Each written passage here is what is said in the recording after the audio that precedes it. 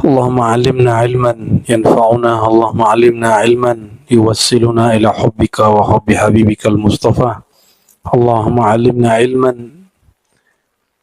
نصل إلى الإنابة والاستقامة على الشريعة المحمدية والطريقة الأحمدية. Amin rabbal alamin. Amma ba'du, baik ikhwah sekalian, kita masuk ke kitab Al-Luma. Kitab Al-Luma berarti pendaran-pendaran cahaya, lum'ah ya. Sekarang kita masuk ke bab fi wasfi man asaba fil istinbat wal isharati wal fahmi fil Quran wa wasfu man ghalata wa akhta'a fi dhalik. Penjelasan mengenai orang yang mencoba menggali Al-Quran lalu dia dapat isyarat dan faham dalam memahaminya, tapi ada yang keliru, ada yang tepatnya. Untuk memahami Al-Quran itu ada beberapa metodenya. Pertama, kuat secara bahasa, maka memahami Quran secara lughah, pendekatan secara bahasa.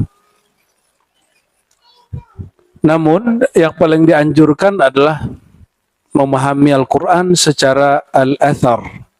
Dapat riwayat yang berkaitan dengan hadis itu, lalu dengan ayat itu dari sahabat Nabi kah, apalagi dari Nabi Muhammad SAW, disebut tafsir bil ma'thur. Ini derajat yang paling tinggi secara ilmu riwayat. Tapi ada yang nomor dua, ada yang tidak terjadi di masa lalu, terjadi di masa sekarang, ayatnya menyinggung bab itu dan relevan. Maka digunakanlah pendekatan yang disebut akal. Disebut tafsir bil ma'qul. Tapi akal tidak sanggup memahami semua teks karena kebanyakan Al-Quran bersentuhan dengan rasa. Oleh karenanya, ayat-ayat itu mesti dipahami dengan alat yang lain. Namanya az-zauq al-qalbi waz-zauq ar-ruhi. Ya, rasa yang ada di kolbu. Jadi kalau memahami ayat itu, cara memahami ayatnya. Ini ada ayat Al-Quran. Al-Quran. Anggap sajalah ya. Kalau anak SD, anak sekolah dasar baca Quran, kebayang sama dia apa? Kalau khatam ngapain? Dapat hadiah. Kalau sudah dewasa, dapat pahala. Kalau sudah mengerti, lain lagi. Quran itu isinya ilmu, yang harus dicari di Quran itu ilmunya, bukan pahalanya. Maka anehlah orang Islam, sholatnya bahasa Arab, Qurannya bahasa Arab, tapi dia nggak ngerti bahasa Arab. Makanya antum nggak banyak yang jadi ulama, karena nggak sabar belajar bahasa Arab. Baru kemarin di training Buya Yunal sehari, ada yang mabok-mabok, ya, ada yang muntah-muntah, ada yang minta puluhan dulang. Nah, ya alhamdulillah. Jadi cara memahami Quran itu satu bil asar, dengan riwayat hadis ya, atau kalau bukan dari Nabi disebut asar. Sebutannya apa? Bisa juga secara akal. Ada ayat-ayat yang mesti langsung akal kita yang memakai. Tapi ada yang dengan zauq qalbu dan ruh. Kalau pakai kolbu nanti lain. Kalau pakai ruh, jadi ini di dalam ini ada dua menu di situ.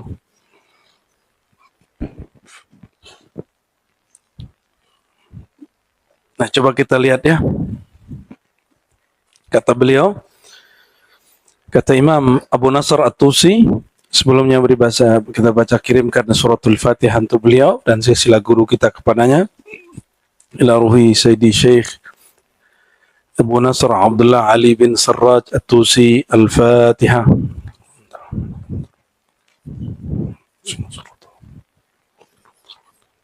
Waladhdallin amin. At-Tusi ini semasa dengan Abu Bakar ya, Abu Abdullah Ar-Ruzbari. Ar-Ruzbari ini ada di silsilahnya Suhrawardiyah dan Rifaiyah. Mereka di Baghdad ya semuanya. Dari situ nanti ke Shibli, Shibli ke Imam Junaid. Jadi dia ke Imam Junaid paling 2 atau 3 orang aja generasinya, sangat pendek. Dari sinilah kita faham kenapa Imam Rifai itu tidak suka dengan Al-Hallaj. Karena imam ini termasuk yang tidak sepakat dengan pencapaian rohani Al-Hallaj. Nah, silsilahnya Rifai keilmuannya salah satunya ke beliau. Ya. Qala Syekh rahmatullah alaihi wa qadasallahu sirruhu wa ma maqala an-nas min tariq al-istinbat wal fahm fa sahih min dhalik alla tuqaddim ma akhara Allah taala wa la tuakhir ma qaddama Allah. Cara mentafsir ya Al-Qur'an, apa yang dikatakan manusia dalam memahami, menggali Al-Qur'an, yang tepat adalah tidak mengakhirkan yang Allah dahulukan, tidak mendahulukan yang Allah akhirkan. Wala tunazi' ar-rububiyah, tidak mencabut ya perkara yang bersifat rububiyah, tidak keluar dari ubudiyah dan tidak masuk kepada tahriful kalim, ya merubah-rubah kalam.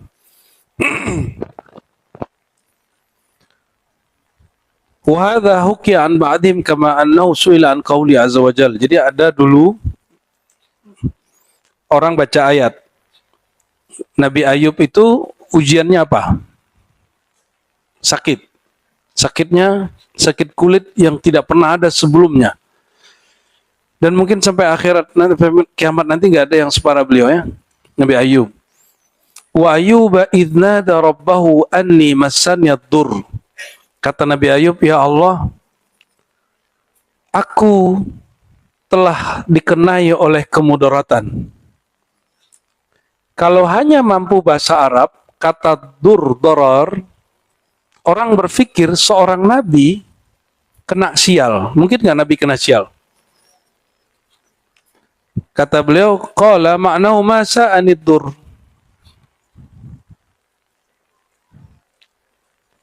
Tidaklah menyakiti aku kesialan ini, mudarat ini. Justru itu tafsir yang pas.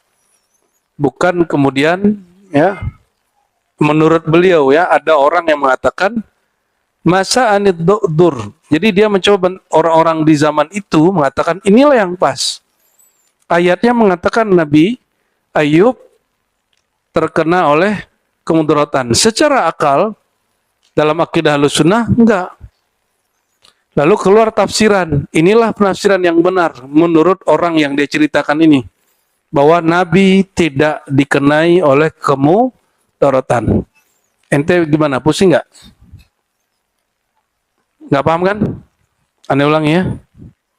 Ayatnya mengatakan Nabi Ayub berdoa, ya Allah, masani ad-dur, kemudaratan, kesialan mengenai aku. Dalam akidah Ahlussunnah, masa seorang Nabi kena sial?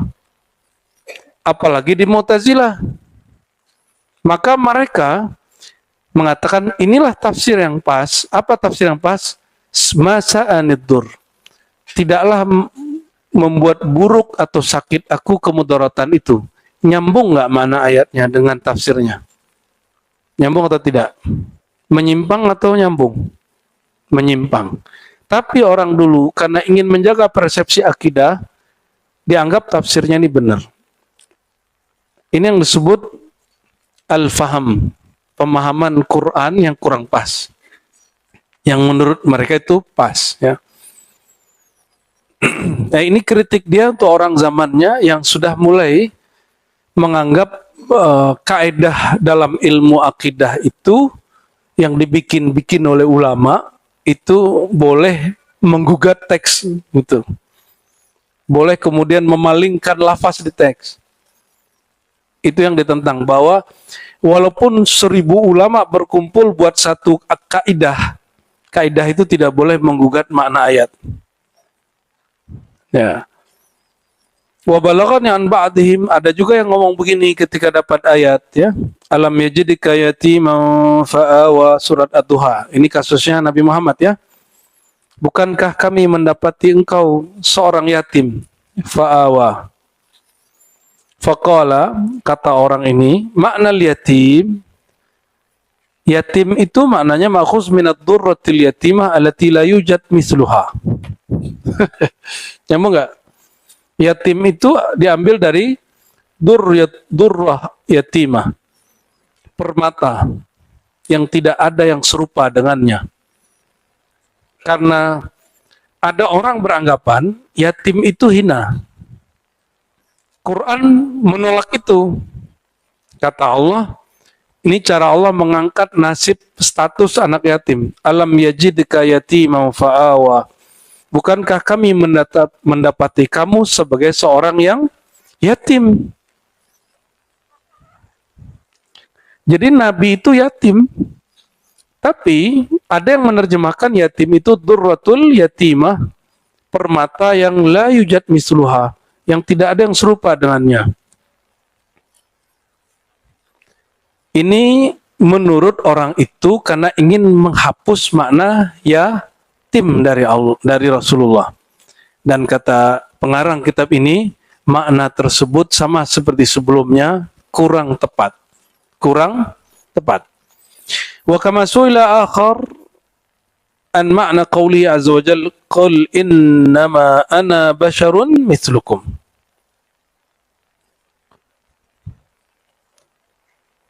Katakan, hai Muhammad, sesungguhnya aku manusia seperti kamu. Lalu ada orang mengatakan, ana mislukum indakum. Aku serupa dengan kamu di sisi kamu. Fahadha ashbahu dhalik khata'un wa buhtanun wa khasaratun Allah Ta'ala wa jahlun wa qillatul mubalah. Tafsir-tafsir yang nyeleneh-nyeleneh ini, kalau sekarang ada istilahnya disebut ad-dakhil fit tafsir. Apa arti ad-dakhil? Dakhil, dakhala.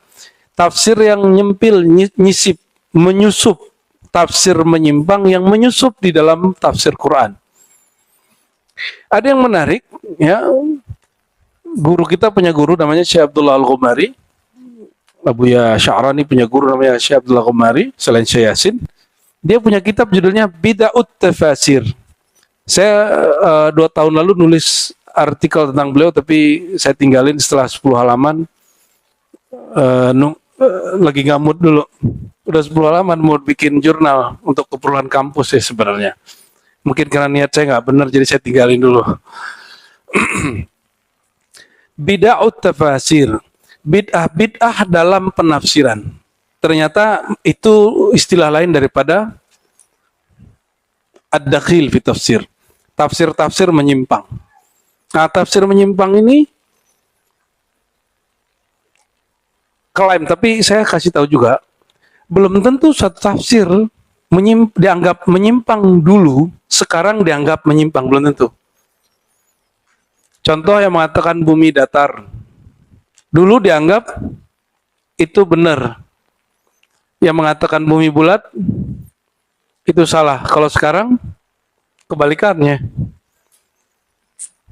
Selama tidak berkaitan dengan akidah yang dasar, kita nggak ada masalah, ya. Wa amma sahih, adapun yang tepat kata beliau, ya, min dzalika fakama suila. Jadi kalau ingin menafsirkan ayat secara maknawi, tidak secara tekstual, tekstual itu berdasarkan lafaz, ada contohnya. Contohnya bukan kayak tadi. Ini beberapa contoh menafsirkan Quran dari cara qalbiyah. Kalau yang tadi namanya akal-akalan. Yang barusan itu. Al-Quran mengatakan Nabi Ayub dikenai oleh keburukan. Terus tafsirnya, oh Nabi Ayub tidak dikenai. Itu kan bertentangan. Itu namanya akal-akalan. Yang rentan itu udah akal-akalan. Kalau kolbu masih bisa salah, bisa. Yang nggak bisa salah ruh. Jadi tafsir kolbiah masih boleh keliru. Yang nggak bisa keliru tafsir ruhiyah. Itu nggak mungkin keliru. Tafsir ruhiyah ilham qudsiyah. Dia ilham yang murni. Tapi kalau tafsir dari akal, ini boleh salah, boleh benar. Kalau kolbu lebih mendekati kebenaran. Tergantung kolbu orang yang menafsirnya. Ya. Ini contoh kata beliau, ini cara menerjemah Quran secara rohani. Sekarang disebut tafsir isyari. Apa sebutannya? Yang ini? Isyari. Dahulu guru-guru saya tidak membedakan antara isyarat kolbu dan isyarat ruh. Beda. Ruh ini melalui sir ya. Yang Allah yang mana dia adalah wilayah mutlaknya Tuhan yang tidak bisa dimasuki oleh syaitan. Wa ammas sahih, adapun contoh yang tepat kalau ingin memahami Quran. Jadi lihat para sufi memahami Quran itu hati-hati sekali. Fakama su'ila Abu Bakar Al-Kattani, sebagaimana Imam Abu Bakar Al-Kattani, Abu Bakar Al-Kattani ini yang mimpi ketemu Rasulullah, lalu nanya, ya Rasulullah, hatiku kasar, hatiku keras, bagaimana caranya supaya lembut, supaya hidup lagi? Lalu Nabi mengatakan dalam mimpi dia, bacalah ya Hayyu Qayyum birahmatika astaghits la ilaha illa anta 40 kali. Diamalkan itu hatinya lembut, maka dia jadi wali kutub. Ini Abu Bakar Kattani dengan zikir ya Hayyu Qayyum jadi wali kutub. Kalau ente baca itu jadi wali murid. Oke. Al-Kattani mengatakan ini generasi antara As-Sarraj dengan Junaid ya. Ada ayat di surat Syu'ara ayat 89. Allah berfirman, illa man atallaha biqalbin salim. Illa man atallaha biqalbin salim. Yang nggak punya kitab.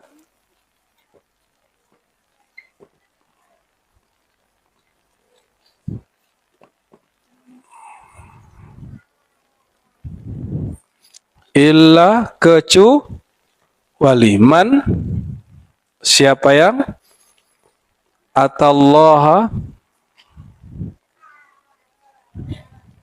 datang, ata ini datang kepada Allah bi dengan kolbin, kolbu yang salim,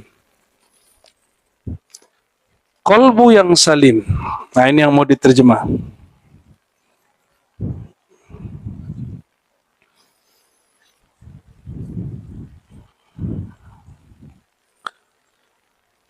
Faqala al-qalbu salim ala salasati awjuh min tariqil fahmi. Qalbu salim, kalbu yang selamat, kalbu yang sehat, ada 3 jenis maknanya dalam jalur faham qalbiyah. Yang pertama, huwa allazi yulqillahu ta'ala azza wa jal wa laysa fi qalbihi ma'allahi syarik. Yalqa, huwa allazi yalqa Allah ta'ala. Orang yang datang dengan kalbunya kepada Allah, sedangkan di kalbunya tidak ada sekutu selain Allah. Itu makna pertama. Makna kedua, alladzi yalqa Allah ta'ala, orang yang datang kepada Allah, walaysa fi qalbihi syughlun ma'allah wala yuridu ghairallah. Orang yang datang kepada Allah, hatinya tidak pernah sibuk kecuali kepada Allah dan tidak menginginkan kecuali Allah. Lebih tinggi pertama apa yang kedua? Yang pertama tidak ada sekutu. Yang kedua, jangankan sekutu, sibuk aja nggak pernah kepada selain Allah. Lebih hebat yang mana? Oke, yang ketiga, tingkatan qalbu salim. Alladzi yalqallah, yang jumpa Allah. Jumpa Allah itu gampang, sholat. Sholat itu qalbun salim. Semua orang yang sholat, insya Allah qalbunya salim. Tapi salimnya bertingkat-tingkat. Mungkin kebanyakan kita tingkat pertama tidak menyekutukan. Insya Allah semua yang hadir ini tidak ada yang menyekutukan Allah ya. Cuma kalau tingkat kedua kayaknya belum. Baru saja takbir pikirannya sudah sibuk. Karena dia sholat dengan pikirannya, bukan sholat dengan kolbu dan ruhnya. Jadi kalau lagi kerja, bawa pikiran. Kalau lagi sholat, jangan bawa pikiran. Bawakan kolbu. Pikirannya ngikut di belakang. Kalau lagi kerja, pikirannya di depan, kolbunya di belakang. Kolbunya ikut pikirannya. Nyambung nggak? Ini ilustrasi aja. Supaya apa? Ketika kerja, kita harus banyak ide. Kalau lagi sholat, jangan kebanyakan ide. Jangan kebanyakan pikiran. Nah, kita sering lupa bab itu. Imam Shibli, guru-guru dari mereka ini, mengatakan kolbu itu dua aja. Kolbu yang sibuk dengan akhirat, dan kolbu yang sibuk dengan dunia. Kolbu yang sibuk dengan akhirat, ketika dia ajak ke dunia kerjaan dia tidak membuatnya lupa tujuan dia akhirat. Maka dia pekerja pasti jujur, memimpin pasti adil, amanah, dan lain sebagainya. Yang kedua, orang yang kolbunya sibuk dengan dunia. Orang yang sibuk dengan dunia, dia amal akhirat, dunianya dia bawa. Lagi sholat, dia bawa pikiran tentang dunia. Bahkan, ada yang lebih parah. Amalnya amal akhirat, tapi dia peruntukkan untuk keperluan dunia. Maka kita melawan semua praktek-praktek itu. Jadi mohon maaf, yang masih mengamalkan begitu, ente tidak berkesesuaian dengan manhaj tasawuf ahlus sunnah wal jamaah. Ya, kalau mau ikut tasawuf ahlus sunnah nggak begitu. Amal itu ilahi antamak, hanya untuk ridha Allah, raditu billahi robba. Amal itu bukan untuk apa? Kalau Mancung tuh baca ya Latif untuk pengasihan katanya dulu. Kalau Buya Aldo alam nasroh biar untuk nembak orang katanya dulu gitu. Kalau Buya Yunal apa dulu? Apa? Baca ini solawat mahabbah. Kalau ente apa Lora? Apaan? Pakai puasa. Waduh, buat kesaktian. Ternyata kalian mantan semua ya. Kalau Buya Mursal sama. Inna batsya rabbika lasyadid, pukul orang gitu ya. Ditiup. Itu waham itu ya. Asumsi aja. Ini kan punya kekuatan. Kalau ditambah mantra-mantra ini kan tambah kuat kan dia perasaannya. Jadi mukul orangnya terlalu serius, mati orang langsung. Ya, ada orang nggak mukul nggak begitu-gitu mati juga orang.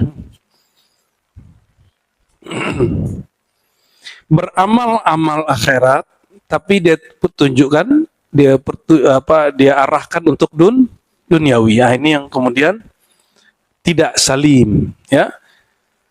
Yang ketiga, nah ini lebih tinggi lagi. Alladzi yalqallah, yang datang kepada Allah lewat salatnya, lewat ibadahnya. Wala yaqumu bihi ghairullah. Fanya 'anil asbah billah, summa fanya 'anillahi billah. Waduh, bahasanya agak kelibet-kelibet ini ya. Oke. Siap mendengarkan? Ini harus fokusnya tinggi. Orang yang datang kepada Allah dan dia tidak menghadapkan dirinya kepada selain Allah, tidak berdiri, tidak merandang dirinya ada kecuali dengan Allah. Dia jangankan memandangkan diri, memandangkan makhluk, dirinya pun dia nggak lihat. Fanya 'anil asbah billah. Dia apa bahasanya? Karam, lebur, hancur, tidak menatap lagi kepada dirinya, kepada alam semesta karena sibuk memandang kepada Allah. Ini ilustrasi yang gampang. Pernah jatuh cinta yang sangat cinta sekali, ke lawan jenis, Di sampingnya ada yang cantik, ente nggak perhatiin. Pernah ngalamin gitu? Waktu remaja dulu. Kalau ketemu ngos-ngosan. Kenapa bang? Kok ngos-ngosan? Enggak kenapa. Padahal dia lagi habis ketemu doi. Kepada makhluk bisa begitu. Akhirnya besok cari nama dia, kirim-kirim salam.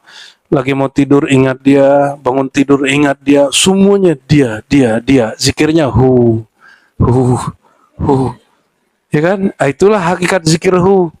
Zikir hu itu zikir kerinduan. Harusnya orang kalau zikir hu, kul hu wallahu itu zikir kerinduan. Apa salahnya itu? Kenapa disebut bid'ah? Dari mana zikir rindu disebut bid'ah? Kan perintah dari Allah. Kalau ente nanya, adakah Rasulullah membaca itu? Lebih dari yang ente tahu, Allah memerintahkan kul. Kulnya kepada siapa? Kul ya Muhammad, huwallahu. Hu ada perintahnya, maka menyebut nama hu, menyebut nama Allah, baik digabung ataupun terpisah, itu sunnah Muhammadiyah, ajaran Sayyidina Mu. Maka Sidi Ahmad Rifai mengatakan, az-zikru bil huwiyah yutahhirun nufus wal qulub. Zikir dengan baca hu akan membersihkan kolbu dan jiwa. Bersihin. Itu zikir hu. Sebagaimana orang yang dia bersih pikirannya dari selain orang yang dicintai, yang dipikirin hanya dia. Bahkan kalau lagi bercermin, bukan muka dia yang kelihatan. Waktu dia bercermin, yang dilihat muka dia. Ya, pernah mengalami? Harus pernah mengalami lah kalau ente orang normal. In kunta basyaran, kalau Anda betul manusia, pasti pernah mengalami itu. Walaupun jodohnya bukan dengan orang itu. Itulah yang cerita.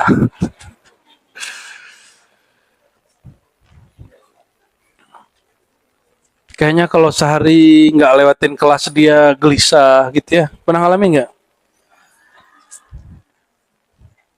Aduh. Kata orang Arab apa? Inna syauqa yudiku sadra wa yu'adzibun nufus. Sesungguhnya rindu itu menyempitkan dada dan menyiksa jiwa. Gaya bener. Tapi itu benar.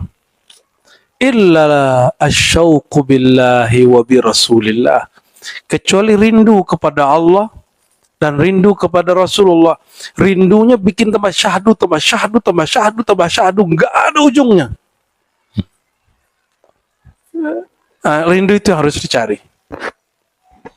Rindu itu yang harus dicari.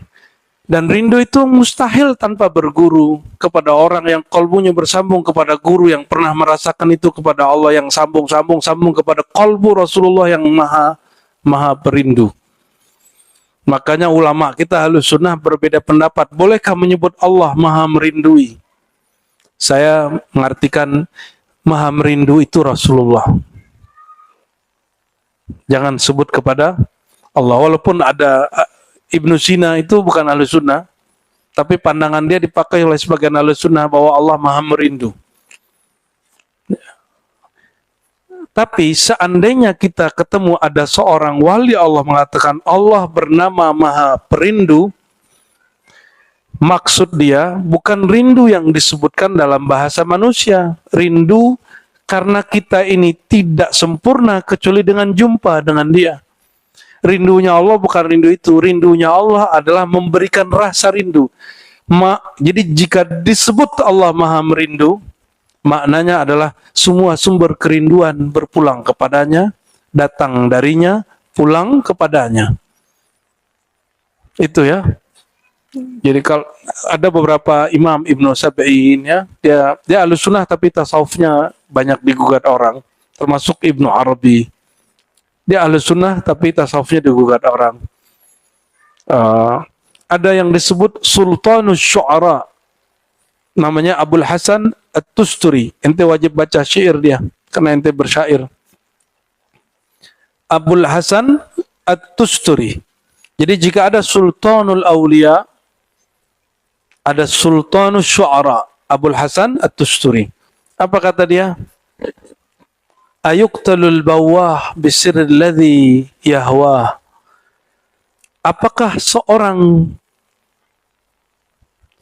perindu layak dihukum mati, layak dibuli, layak dihukum kafir hanya karena rahasia yang terlompat dari mulutnya? Dia lagi bela ulama-ulama yang terlompat kerinduan dari mulutnya. Ayuqtalul bawah bisirri alladhi yahwa. Ya. Saya setiap kali baca syair itu ingat wajah Al-Hallaj, saya walaupun nggak pernah ketemu Al-Hallaj. Waduh, sepertinya Tusturi mempersembahkan syair ini untuk Al-Hallaj dan sejenisnya. Apakah pantas para perindu ini dihukum mati hanya karena dia terlompat dari mulutnya kerinduan dia kepada Al-Haq? Maka di Pakistan itu ada namanya Muhammad Iqbal, filosof yang mengerti epistemologi keislaman secara general dan umum, bahkan komprehensif. Dia tidak mengkafirkan Al-Hallaj. Kata dia Al-Hallaj itu seperti Imam Qushairi. Jadi Imam Ahlus Sunnah Qushairi tidak mengkafirkan Al-Hallaj. Al-Hallaj itu hanya mengatakan Anal Haq. Anal Haq itu aku yang fana telah lebur. Yang nyata hanyalah akunya Allah yang Al-Haq. Aku yang ini fana sudah tiada, yang ada hanya akunya Allah Ta'ala. Orang ngomong gitu doang, masa dibunuh? Ya kan? Dalam ilmu akidah Ahlus Sunnah, tidak ada namanya reinkarnasi. Ruh masuk ke tubuh orang tuh nggak ada. Tapi dalam syair, wahai belahan jiwaku, itu dalam akidah ente menyimpang loh, itu akidah rusak itu. Tapi kalau dalam syair, itu bab kerinduan, tidak salah. Jadi kesalahan orang beragama itu, dia menjadikan bahasa agama menghakimi bahasa rasa. Bahasa agama, bahasa akidah harusnya digunakan untuk bab memahami sifat-sifat Allah.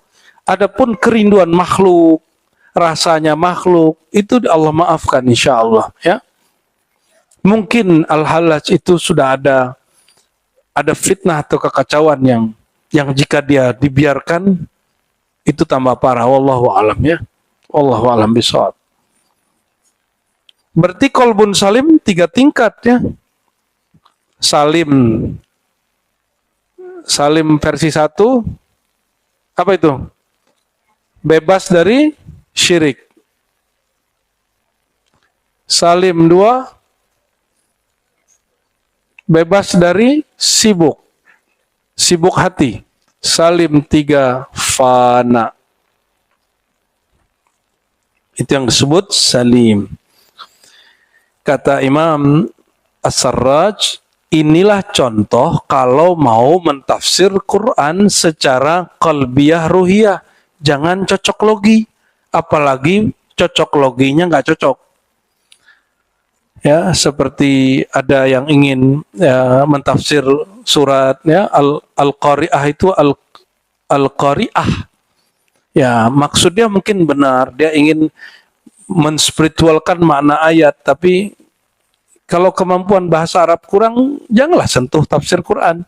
Cukup bicara keilmuan ma'rifat saja. Jadi saya menghimbau kepada orang yang ngomong hakikat, tapi tidak ada basic pesantren, atau tidak ada basic ngaji bahasa Arabnya lama, udahlah ngomong ilmu hakikat yang dibicarakan guru aja. Tidak usah mentafsir ayat. Malu-maluin nanti. Karena saya perhatiin orang-orang tadi itu, dia kalau ngomong bab kolbu, itu bagus-bagus. Tapi giliran dia mulai tafsir Quran, mulai lucu. Kenapa? Di dalam keilmuan Islam, mentafsir itu setelah semua keilmuan dipelajari, baru boleh mentafsir. Gitu ya. Jadi jangan mentafsir kalau belum mempelajari minimal 80% lah keilmuan Islam. Jadi tafsir itu ilmu puncak, nggak boleh kemudian sembarang orang mentafsir. Apalagi tamatannya tamatan sekolah umum. Ikutan mentafsir nyalahin kiai lagi, ya astagfirullahaladzim. Emang begitu sih, ya. Orang-orang yang tidak mengerti ini kadang merasa lebih mengerti daripada orang mengerti. Sotoy, ya.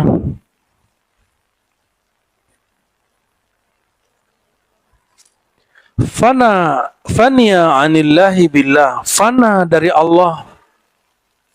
Ada dua jenis fana. Fana kepada Allah, fana kepada Allah dari dirinya. Tidak menatap dirinya, lalu dia menatap Allah. Tapi ada fana yang lebih tinggi. Fana itu artinya larut, hancur, lebur. Kita ini hakikatnya di sisi Allah ada atau tidak? Ini orang Jati Kramat berbeda pendapat dan pendapatan. Kita ini di sisi Allah ada atau tidak? Ada lah. Nah, pertanyaannya saya ganti. Wujud kita ini dibandingkan wujud Allah setara atau tidak? Pantaskah wujud kita yang makhluk baharu ini, dicipta ini berawal rusak dan berubah-ubah, kemudian disandingkan dengan wujud Allah? Karena kita tidak pantas. Lalu kita tanya, ini wujud siapa yang mewujudkan? Allah. Berarti wujud ini limpahan dari wujud. Itulah fana. Pandanglah wujudmu limpahan dari wujudnya. Karena dia katakan kun, kita jadi ada. Kita ada bukan karena adanya kita, tapi diadakan. Itu awalnya fana. Itu paham fana. Gampang tuh fana. Kalau secara ilmu ma'rifatullah, fana itu lebih canggih lagi. Yang Allah pandang dari diri kita itu dirinya sendiri. Coba lihat, tubuh ini adalah kunnya Allah. Kun itu ada sifat Allah namanya takwin. Takwin bagi Maturidiyah, bagi Ahlussunnah Asy'ariyah disebut dengan sifat kalam. Maka tubuh kita ini adalah tajalli kalam Allah kun. Makanya si lisan kalau ibadah dia mesti berkalam Allahu Akbar, Subhanallah, Allahu Akbar, dan segala macam. Maka zahir kita ini adalah manifestasi penampakan dari kehendak dan kalam Allah. Berarti kita ini yang ditatap Allah kehendaknya aja, kalamnya juga. Kita nggak ditatap Allah sebagai kita. Terus Allah natap kolbu. Apa yang ditatap Allah di kolbu? Namanya. Jika di kolbu tidak namanya, Allah tidak mau menatap kolbu kita. Dia tahu isi kolbu, tapi Allah tidak mau menatapnya dengan rahmah. Paham maksudnya? Berarti yang ditatap Allah dari kolbu kita, nama dia juga. Siapa yang mengizinkan namanya masuk ke dalam kolbu kita? Nur namanya. Allah juga. Berarti kolbu ini wadah nur nama Allah. Dan selanjutnya. Inilah kalau orang memandang dirinya secara ilmu rohani, dia tidak memandang dirinya kecuali hanyalah pancaran perbuatan, nama dan sifat Allah Subhanahu wa taala. Tapi nama bukanlah yang punya nama. Tapi nama tiada kecuali bersama yang punya nama. Pusinglah kepalamu. Ya. Oke, nyambung nggak? Paham nggak? Ya. Nama, ini nama saya Razi. Razi ini saya nggak? Ini tulisan nama. Ini bukan saya, ini nama saya. Nama saya bukan saya. Nama saya Razi. Tapi aku Saya itu yang punya nama ini tidak terwakili oleh nama ini. Jadi nama itu terkait dengan yang punya nama, tapi nama berbeda dengan yang punya. Jika dalam ilmu bedakan hakikat sama marifat. Hakikat itu tidak ada bahasa adabnya. Bahasanya gini, tubuh ini fi'il Allah. Ini bahasa hakikat. Tubuh ini perbuatan. Kalau bahasa ma'rifatnya apa? Ma'rifat itu pakai adab. Tubuh ini adalah manifestasi perbuatan Allah. Kalau bahasa hakikat itu bahasa bertelanjang, berterus terang. Tiadalah diriku ini kecuali tubuhku adalah perbuatannya, kolbuku adalah namanya, sirku adalah huwiyahnya. Itu bahasa-bahasa hakikat. Makanya banyak yang tergelincir dalam bab hakikat. Dia mesti naik sampai ke bab ma'rifatullah, bab adab, kehambaan. Nah, kebanyakan penyimpangan itu di situ. Ketika orang mentafsir dengan cara hakikat. Kolbuku nama Allah, tapi kolbuku bukan Allah. Gitu. Sirku adalah tajalli rahasia keakuan Allah, tapi sirku bukan Allah. Ruhku adalah hembusan Allah, tapi hembusan Allah bukanlah Allah. Gitu. Jadi kita tetap ada mukhalafatuhu, ya, li ghairihi, ada perbedaan dia dengan selain dirinya. Tapi tiadalah hembusan kecuali bersumber dari yang menghembus. Tiadalah rahasia kecuali dalam genggaman yang punya rahasia. Tiadalah nama kecuali berkaitan dengan punya nama. Itulah fana. Memandang hakikat diri yang makhluk ini ditiadakan, yang muncul nama, perbuatan, sifat Allah. Itu namanya fana. Fana secara keilmuan. Nanti kalau secara ahwalnya lebih canggih lagi. Ya. Lebih canggih lagi. Dan mustahil fana kepada Allah kalau tidak pernah fana kepada guru. Mustahil fana kepada Rasulullah kecuali melalui fana kepada guru. Jadi guru dulu. Orang harus mabuk dulu kepada gurunya. Baru dia nanti mabuk kepada Rasulullah. Pasti begitu. Kalau sudah mabuk kepada Rasulullah, baru dia bisa merasakan mabuk rindu kepada Allah. Jadi beruntunglah orang yang berguru mursyid, ya, nanti dia tahu rasanya, ya, rasanya jatuh cinta kepada Allah, jatuh cinta ke Rasul, itu tahu rasanya. Ya, semoga Allah muliakan kita dengan rasa itu, amin ya rabbal alamin. Ya, udahan apa lanjut? Beneran nih, ente masih kuat? Aneh mah sampai besok juga masih kuat. Kama suila, siapa nih? Oh, sebelumnya. Ini versi beliau menjelaskan fana. Qauluhu fana anillah billah. Fana dari Allah dengan Allah. Yakni yazhab an ru'yati ta'ati azza wa jal. Dia tidak memandang dirinya yang taat. Wa ru'yatu dzikrillah wa ru'yatu mahabbatillah. Dia memandang zikir kepada Allah, cinta kepada Allah, zikir kepada Allah, ya. Bi zikrillahi lahu.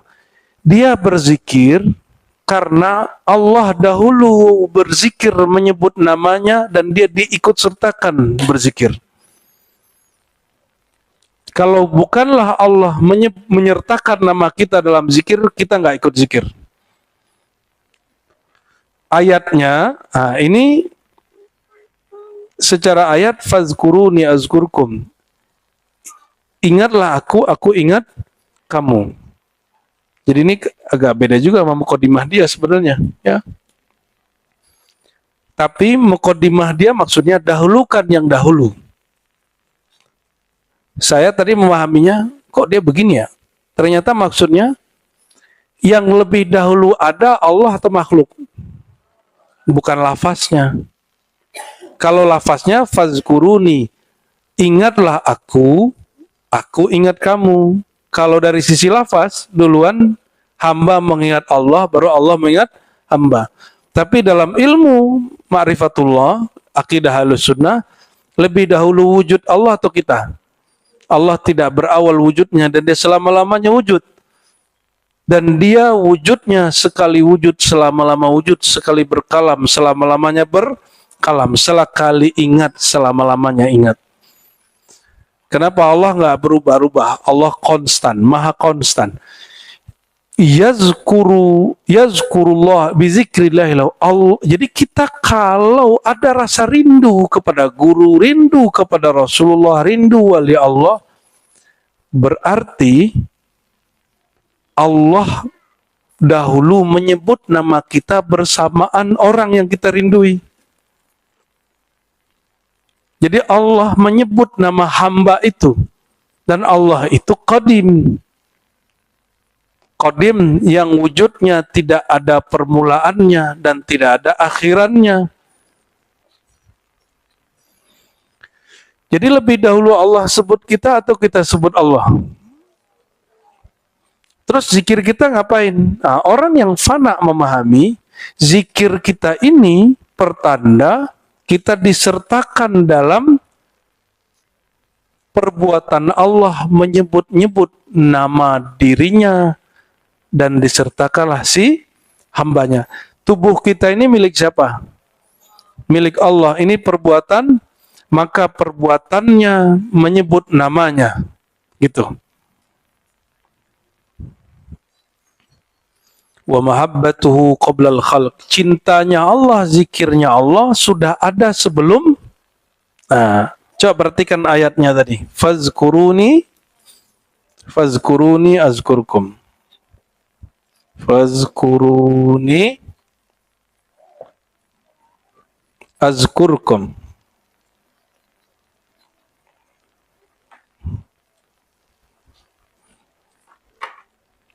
Maka ingatlah aku.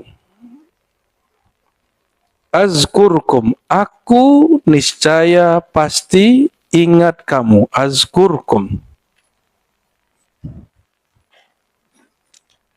Kesannya, ingatlah aku, kita hamba. Ini ham. Yang ini tuh Allah ya. Jadi duluan mana? Duluan wujud siapa? Allah apa hamba? Kalau kita sebut dulu nama Allah, Allah baru nyebut nama kita, berarti Allah berubah-ubah dong. Mungkinkah Allah berubah-ubah? Apa yang mau saya sampaikan? Zikir itu dalam ilmu Qur'ani yang berkaitan dengan hakikat Muhammadiyah ada dua jenis. Ada zikrul khalqiyah, catat ya, zikir kemakhlukan, bersumber dari hamba. Yang kedua, zikrul khaliqiyah, zikir sang pencipta. Jadi Allah itu berzikir enggak? Ini dalilnya. Apakah Allah juga berzikir? Ya, ini dalilnya. Dan zikir tertinggi itu ketika seorang hamba menyadari zikirku hari ini, saat ini, itu pada hakikatnya adalah zikirnya Allah itu sendiri mengingat dirinya. Aku perbuatannya menyebut yang punya perbuatan.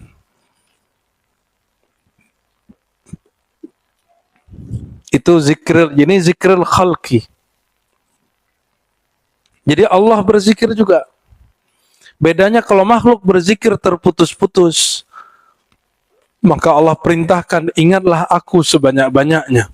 Tapi kalau Allah sendiri, sekali dia mengingat, selama-lamanya dia mengingat. Sekali dia menyebut, selama-lamanya dia menyebut. Beruntunglah jika kita disebut-sebutnya. Lalu ada yang bertanya, apa tandanya namaku disebut Allah? Jawabannya, jika engkau rajin menyebut nama Allah. Sebutlah nama Allah pagi, sore, siang, petang, malam, mau tidur, bahkan dalam tidur, dalam sadar, tidak sadar, berarti Allah menumpah ruahkan kesadaran zikirnya. Maka kata Imam Al-Harawi, orang yang tertinggi adalah ketika dia sadar zikirnya adalah zikir Allah itu sendiri. Bahwa zikir dia adalah Allah mengingat dirinya. Kita disertakan.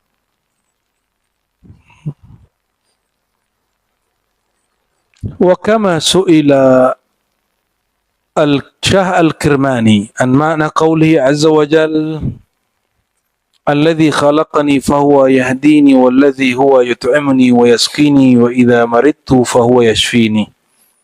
Ya, ini Sayyidina Ibrahim berkalam, yang menciptakan aku dialah yang memberi hidayahku, yang memberi makanku dialah yang memberi yusqini, ya, memberi minumku juga, jika aku sakit dialah yang menyembuhkan.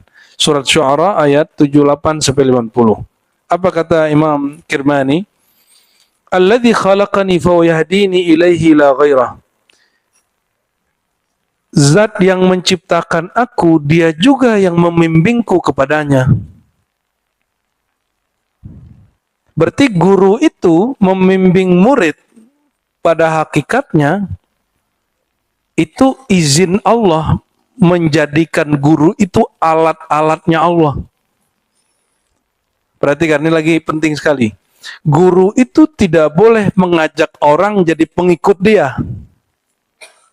Guru itu ngajak orang ngikutin dia kepada Allah. Beda nggak? Jadi guru bukan ngajak murid untuk menjadi fanatik ke dirinya. Kita bukan berdakwah ke diri kita, tapi kita berdakwah kembali kepada diri yang sejati, Allah Subhanahu. Nah, maka di Quran disebut nama Rasulullah wada'iyan ilallah bi'izni.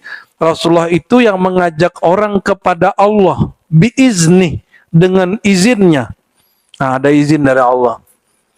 Karena kita ini terhijab kepada Allah, izin itu dari guru. Disebut ijazah. Ya.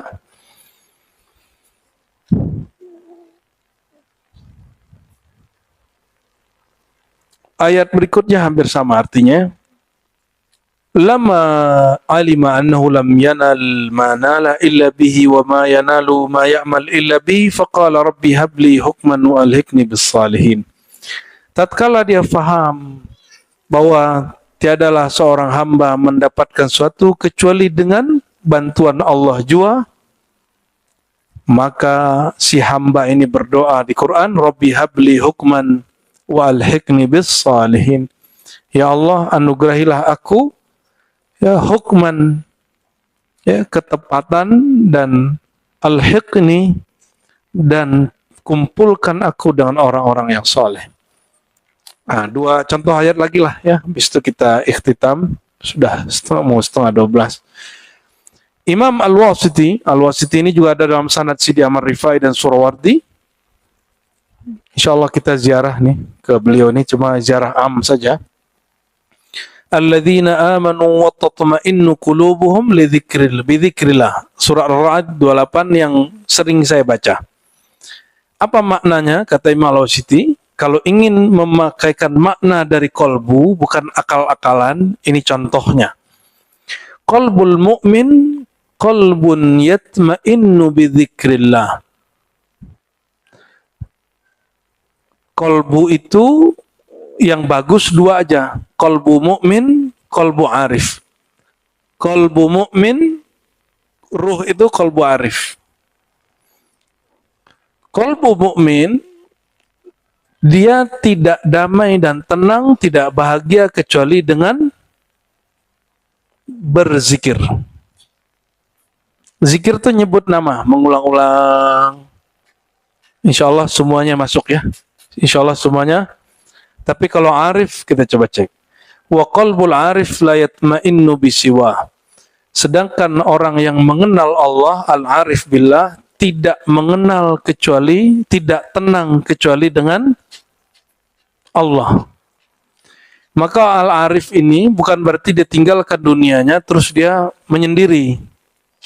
Ini jangan ketipu, itu pikiran orang awam tentang wali.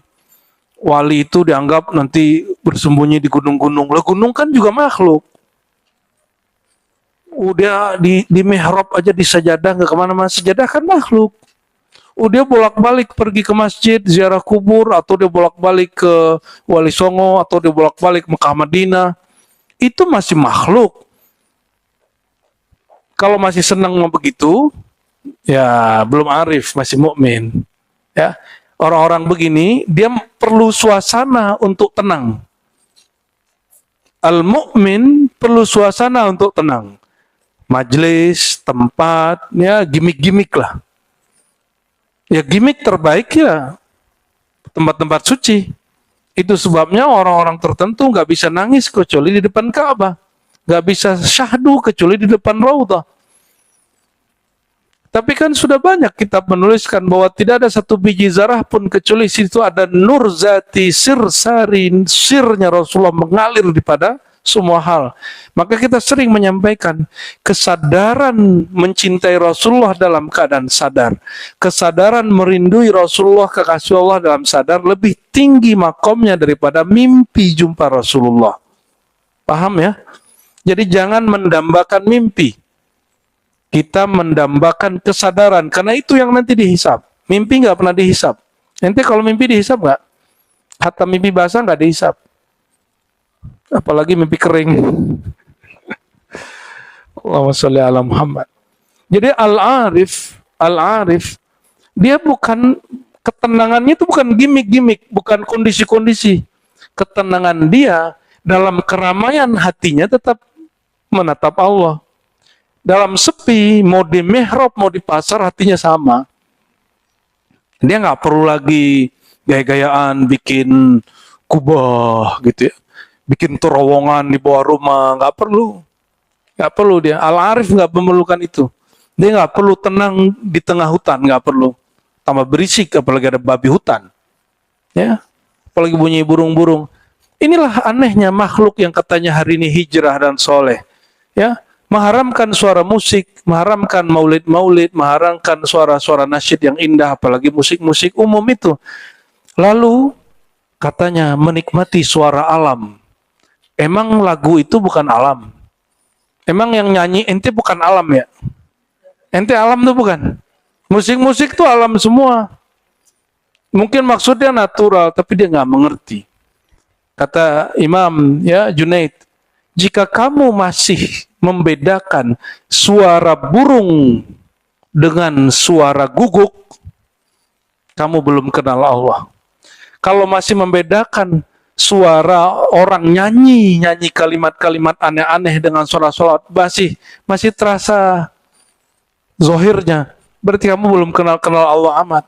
Itulah yang membuat orang-orang ahli hijab ini benci kepada yang nyanyi-nyanyi begitu. Ya, kita kenal ada seorang kekasih Allah, dia nggak pernah nyawer orang sholawat. Dia kalau nyawer orang pengemis, pengamen, ya, apalagi yang mohon maaf ya. Kenapa sebagian perempuan memanfaatkan kecantikan dia, seksi dia, lalu bernyanyi? Itu kan untuk bertahan hidup, betul nggak? Dia sampai harus menghina dirinya di depan orang, lalu goyang-goyang, yang kemudian bikin netes birahi ente. Ya kan? Untuk apa? Nah, seorang wali Allah ini difitnah. Dia datang, dia lihat, ya Allah kasihan si mbak ini anaknya 4 gitu. Dia terpaksa harus melakukan hal-hal yang nista ini hanya untuk makan anak-anaknya. Tapi laki-laki mata keranjang, mata apa lagi tuh? Mata kerak tuh yang ngeliat tuh, nafsunya bukan main. Dia memberi karena perempuan itu seksi, karena perempuan itu mengikuti birahinya. Tapi sang wali dia masuk, ambil 1 gepok, dia kasih ke si perempuan itu. Si wali ini dituduh wali zindik. Padahal dia memberi karena dia kasihan sama si. Nah, ada orang-orang punya ahwal begitu. Barulah nyambung ente dengan hadis Nabi, perempuan yang menjual kehormatan dirinya, terus ngeliat ada si guguk anjing, dia kasih makan, dia kasih minum, masih ingat? Bagi dia, itu anjing gak pernah zina, dia zina tiap hari. Dia dikasih minum. Ya. Anjing gak bisa ngambil, dia bisa ngambil, dia bantu. Asbab ada rahmatullah di kolbunya, rahman rahim Allah ada di kolbunya, Allah ampuni semua dosa dia. Jadi kekasih Allah, berarti jadi wali dong dia.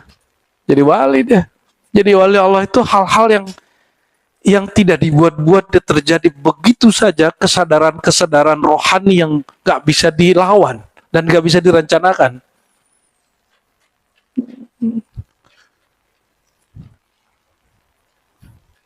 Jadi kalau ente ngasih kucing depan, ya belum jadi wali ente. Ya, kucingnya bisa makan banyak soalnya. Contoh berikut Imam Shibli. Ada ayat, Qul lil mu'minin yaghuddu min absarihim. Katakan kepada orang beriman agar menundukkan pandangan mereka. Faqala absarur ru'us an maharimillah. Yaitu menundukkan pandangan kepala dari yang haram. Ini makna standar. Ya. Wa kama su'ila Shibli, Shibli juga ditanya tentang makna surat Qaf ayat 37. Inna fi dzalika ladzikra liman kana lahu qalbun aw alqasama wa huwa syahid. Sesungguhnya dalam kisah-kisah terdahulu itu terdapat peringatan bagi orang yang punya kolbu lalu mengerahkan pendengarannya dan dia menyaksikan. Faqala, lalu kata Shibli, liman kana Allah Ta'ala qalbuhu. Liman kana lahu qalbun, orang yang punya kolbu, maksudnya kata dia, orang yang adalah Allah bersemayam namanya di dalam kolbunya. Itu yang disebut dalam surat Qaf ayat 37, liman kana lahu qalbun, orang yang punya hati. Jadi siapakah orang yang punya hati? Orang yang bersemayam nama Allah di dalam kolbunya. Laisa minni ilaika qalbun ma'na kullu 'abdin minka ilaika qulub.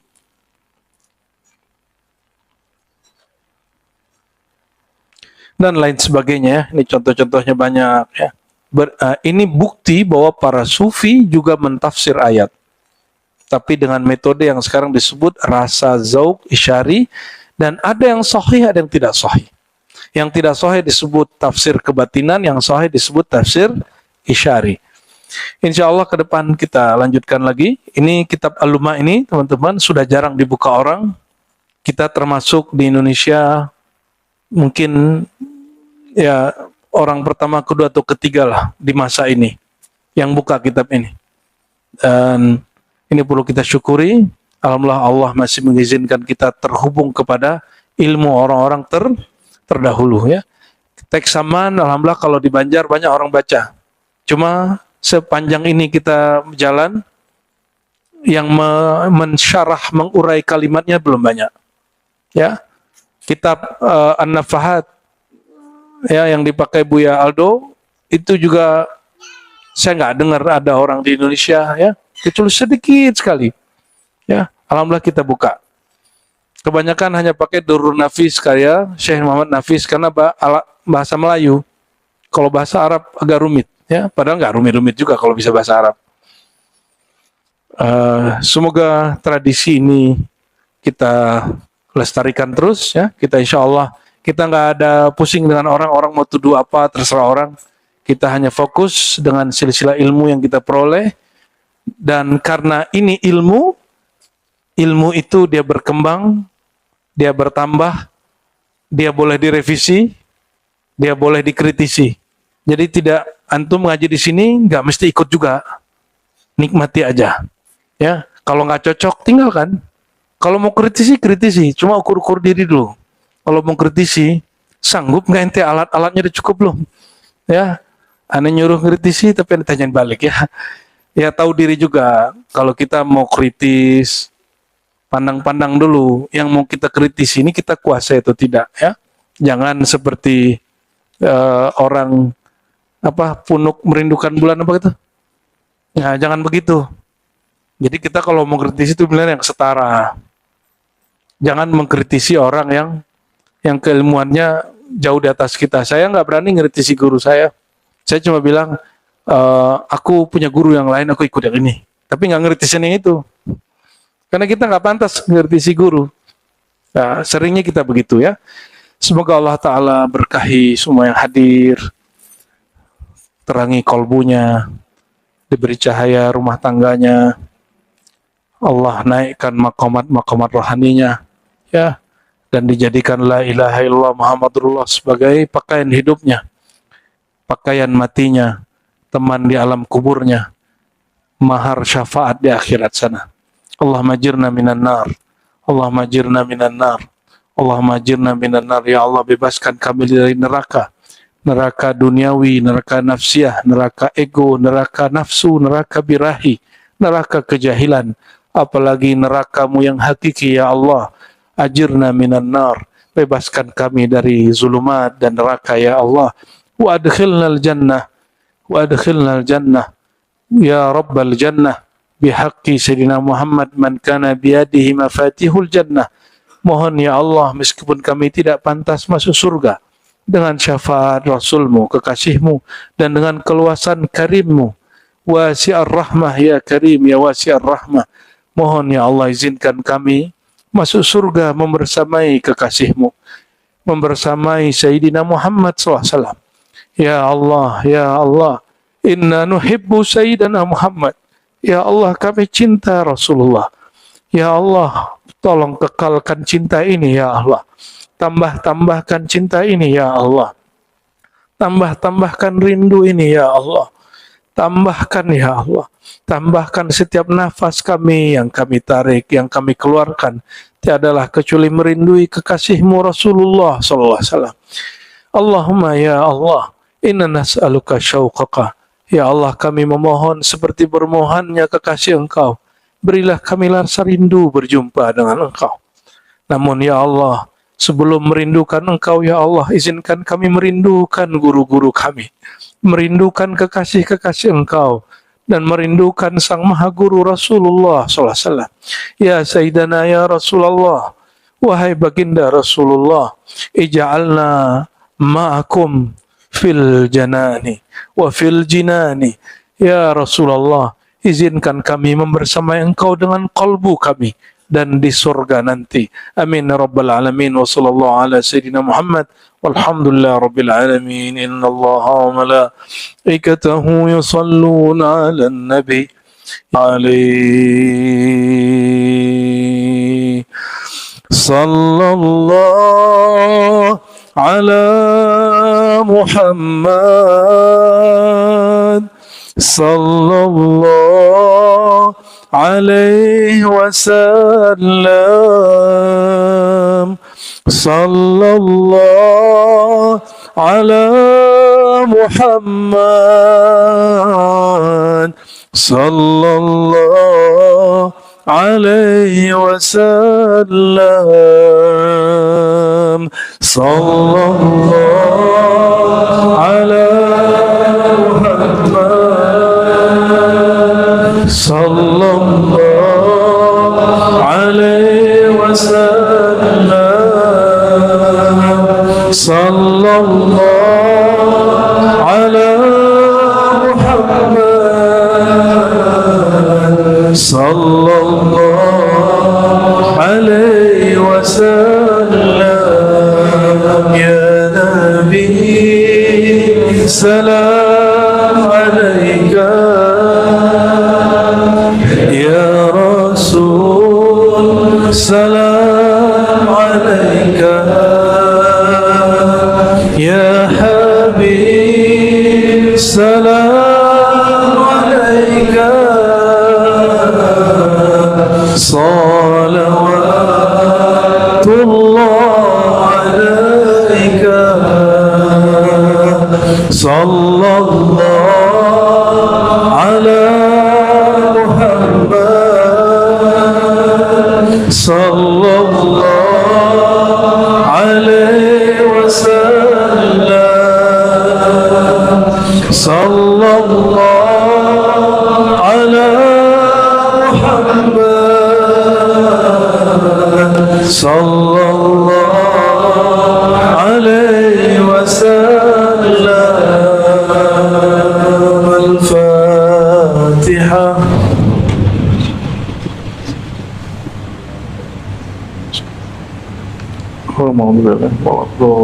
آمين استجب دعواتنا بسر سورة الفاتحة وبسر نور الذات وسر ساري سيدنا محمد سيدنا أحمد. سبحان ربك رب العزة عما يصفون وسلام على المرسلين والحمد لله رب العالمين. Silakan salam kiri kanan, musafahah, jaga keakraban ya, tanya-tanya, semoga tambah kuat persaudaraannya ya. Amin ya rabbal alamin. Subhanakallah mohon maaf salah kurangnya. Assalamualaikum warahmatullahi wabarakatuh. Salatullah salamullah ala taha rasulillah. Salatullah salam